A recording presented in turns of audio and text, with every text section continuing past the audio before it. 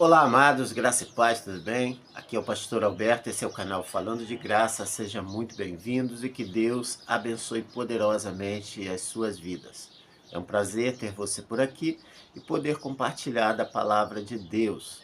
E eu quero te convidar a ficar comigo aqui até o final. Nós vamos meditar numa porção da palavra de Deus e o texto escolhido hoje é Tiago capítulo 2, a partir do versículo 14, onde Tiago vai tratar com seus ouvintes sobre a fé e as obras. E por que ele faz isso?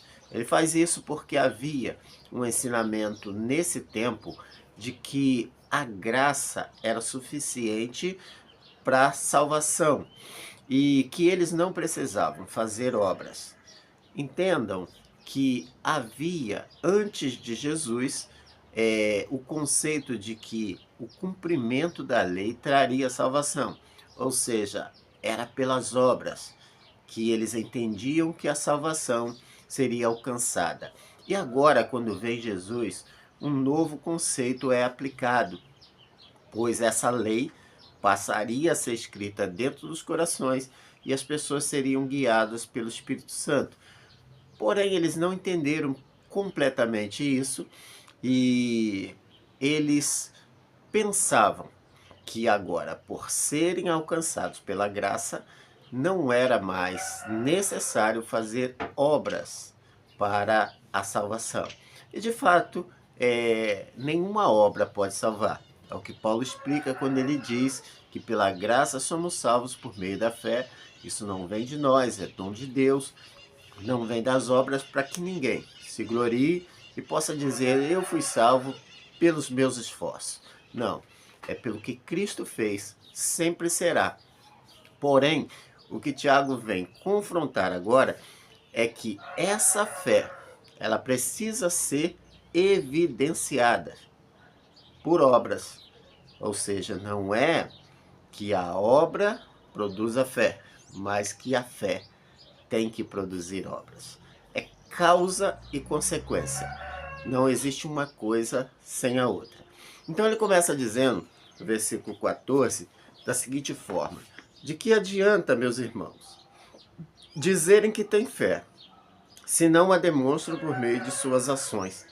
Acaso esse tipo de fé pode salvar alguém? Então ele já começa confrontando as pessoas, dizendo, é inútil uma fé somente teórica, se ela não produzir frutos. Isso é uma verdade absoluta. Porque se eu disser que tenho fé, mas eu não demonstro isso publicamente, através das consequências da minha fé, essa fé vai ser sempre questionada. E ela é uma fé inoperante. É como dizer que você tem um carro, você tem um combustível. O combustível é a fé. Mas se você não coloca esse combustível no carro e liga a chave para que o motor funcione, do que adianta ter o carro e ter o combustível, se não haverá movimento no carro por conta disso, tá? Então nós pensamos aqui, né, assim como o Tiago, de que a fé precisa produzir obras. É o que o Evangelho ensina quando ele diz que pelos frutos nós conhecemos. O Evangelho e a fé sempre vão produzir transformação, mudança de pensamento e mudança de comportamento. E ele traz um exemplo, segue trazendo um exemplo, versículo 15. Se teu irmão ou irmã necessitar de um alimento ou roupa, e vocês disserem, até logo e tenha um bom dia, aqueça-se, coma bem, mas não lhe derem alimento nem roupa, em que isso ajudou? Ou seja, ele traz um exemplo prático aqui de uma pessoa necessitada, de alguém que chega diante de você e ela tem uma necessidade. E você tem fé. Vamos supor que você diga, eu vou orar por você, eu vou abençoar a sua vida, eu vou profetizar sobre a sua vida e eu tenho certeza que essa situação vai mudar. Você deve fazer isso. Mas, porém, a necessidade imediata. Em que você pode ajudar? A Bíblia nos ensina que se nós sabemos e podemos fazer o bem e não fazemos, nós cometemos pecado. Então vamos supor que essa pessoa chegue com fome, precisando de alimento, e você tenha, mesmo que não seja muito, você tenha e possa ajudar. E você não ajuda, a pergunta volta: de que adianta a sua fé, se na prática você não fez nada em favor daquela pessoa? É o que Tiago está dizendo. E era isso que estava acontecendo. Os necessitados estavam talvez buscando a igreja e os irmãos não estavam fazendo nada porque eles achavam que não tinham que fazer obras para serem aceitos mais por Deus, tá? Mas como vemos aqui, se nós podemos suprir uma necessidade imediata de alguém, não somente orar, não somente usar a nossa fé, mas agir em favor daquela pessoa para suprir a necessidade. E nós vamos ver essa atitude, essa postura em Jesus, que ajudava as pessoas, que supria as necessidades. Chegavam os doentes, ele curava. Chegavam os endemoniados, ele libertava. Naquele evento em que ele multiplica pães e peixes, ele diz aos seus discípulos: dá-lhes de comer. E os discípulos ficam assustados, porque era uma multidão. E quando é apresentado, né, os pães e os peixes, Jesus agradece, manda os discípulos distribuir, e o final da história é que no final sobram 12 cestos cheios de pães e peixes. Ou seja, Jesus, ele fazia o que podia para atender a necessidade imediata daquelas pessoas. Tá? E até mesmo em quem recebia era necessário fé, porque as pessoas que foram alcançadas por ele, pelo favor dele em algum momento, elas precisavam colocar em prática a sua fé. Aquela mulher do fluxo de sangue, ela imaginou: se eu somente tocar nas orlas da veste de Jesus, eu serei curada. Mas ela precisou romper uma multidão, ela precisou superar as barreiras para chegar e fazer o que ela tinha pensado em fazer. Então, houve uma prática. Precisou fazer alguma coisa. E até mesmo aqueles que não podiam fazer alguma coisa, eles precisavam agir de forma prática para receber o milagre. E Jesus sempre perguntava: o que queres que eu te faça? Para que eles agissem confessando: eu quero ver, eu quero andar, eu quero ser curado, para receber o milagre. Então a fé sempre vai exigir a obra. Versículo 18, tá? 17. Como veio? A fé por si mesma, a menos que produza boas obras, está morta. Ele argumenta aqui: se não houver uma obra dessa fé, uma consequência dessa fé, essa fé é morta, é inoperante, é nula. Ela não adianta de nada. Versículo 18. Mas se alguém pode argumentar: uns têm fé, outros têm obras, mostre-me a sua fé sem obras, e eu pelas minhas obras lhe mostrarei a minha fé. Tem pessoas que batem no peito para dizer: eu sou crente, eu sou cristão, eu sei o que, uma coisa ou outra, e não tem obras. E ele argumenta agora aqui: mostre-me a tua fé sem obras, e eu lhe mostrarei a minha fé pelas obras. Ou seja, o testemunho que damos, pela transformação gerada pela fé em nós, ela é muito mais poderosa do que simplesmente eu dizer que tenho fé, mas não faço nada.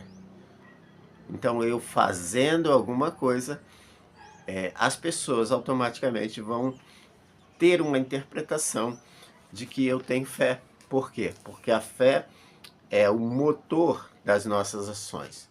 Nós fazemos pela fé. Então, obras sim são necessárias. Obras correspondentes à fé. Não qualquer obra. Obras correspondentes à fé. 19. Você diz crer que há um único Deus. Muito bem. Até os demônios creem nisso e temem de medo. Quanto à insensatez, vocês não entendem que a fé sem obras é inútil. Outro ponto aqui que ele argumenta falando sobre os demônios. Os demônios creem que Deus existe. Eles têm a experiência de saber quem é Deus. E olha uma coisa interessante, porque os demônios não ousam desobedecer Deus. O homem, porém, desobedece. Então a fé, ou a obra da fé também, vai ser demonstrada pela obediência à voz de Deus, à lei de Deus, aos mandamentos de Deus. E o homem, ele tem essa capacidade, essa ousadia de desobedecer a Deus, coisa que nem os demônios têm. Porque os demônios, eles são maus, eles estão fazendo a maldade aí, mas se Deus se apresentar diante deles, se Deus der uma ordem, eles se sujeitam. E a mesma autoridade foi dada à igreja, quando Jesus comissionou a igreja e disse: vão, preguem o evangelho, curem os enfermos, expulsem os demônios. E quando os discípulos voltaram, eles deram testemunho: Senhor, no teu nome até os demônios se sujeitam, porque é verdade.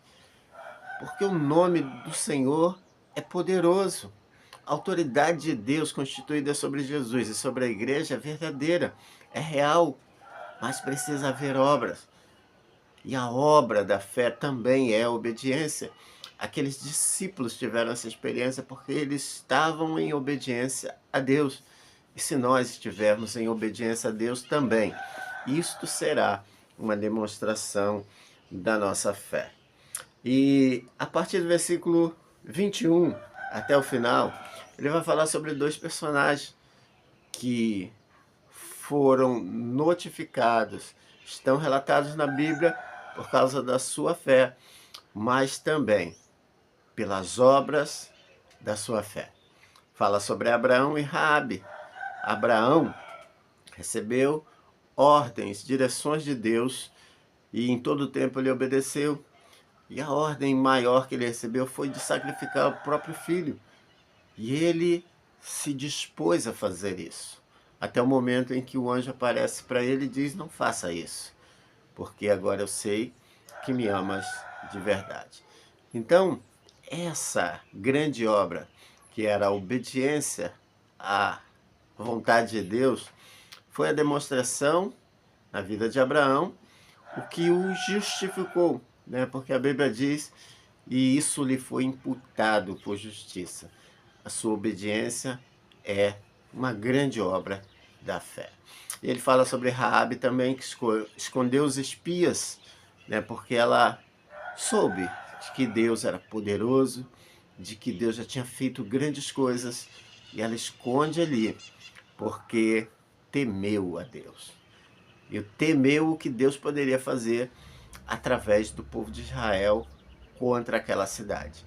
Então ela protege os espias, faz um acordo com eles ali e é beneficiada e se torna povo daquele povo. Olha só, sem fé é impossível agradar a Deus, mas essa fé vai sempre exigir que as obras sejam uma consequência dessa fé. Então, podemos olhar para as nossas vidas e dizer que pela nossa fé tem obras que precisam ser feitas. Tem obras que são causas ou consequências da nossa fé, que é a causa. Tem coisas que nós precisamos fazer.